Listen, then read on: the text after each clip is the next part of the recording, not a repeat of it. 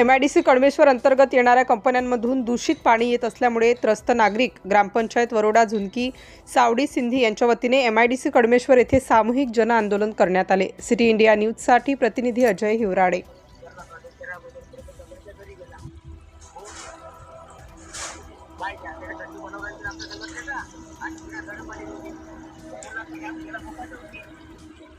पाठपुरावा केला, आमदार साहेबांना सुद्धा निवेदन दिलं, खासदार साहेबांना सुद्धा निवेदन दिलं, पण तरी या पाण्याचा कुठलाच बंदोबस्त झालेला नाही आहे।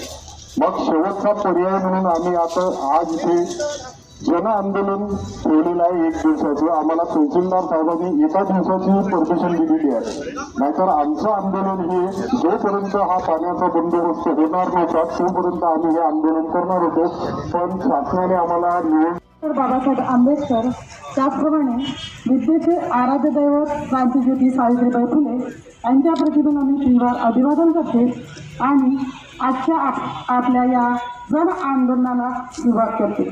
तर आपण आज या ठिकाणी MIDC अंतर्गत ज्या वरोडा झुनकी सावडी आणि सिंधी या गावामध्ये जो दूषित पाणी प्रवाह वाहत आहे आणि आमच्या ज्या मागण्या आहे की हा दूषित पाणी प्रवाह बंद व्हायला पाहिजे, या मागण्याची अजूनपर्यंत प्रशासनाने दखल घेतलेली नाही। तर त्याकरिता आम्ही या MIDC विरोधात या ठिकाणी जन आंदोलन आक्रोश करत आहोत। तर मी आपल्या सर्वांना विनंती करते की या ठिकाणी जेही कोणी पदाधिकारी बोलणार किंवा असणार त्यांनी फक्त आणि फक्त या MIDC विरोधात आपल्याला हे आंदोलन करायचं आहे तर आणि शासनाविरोधात, परंतु कोणीही या ठिकाणी राजकीय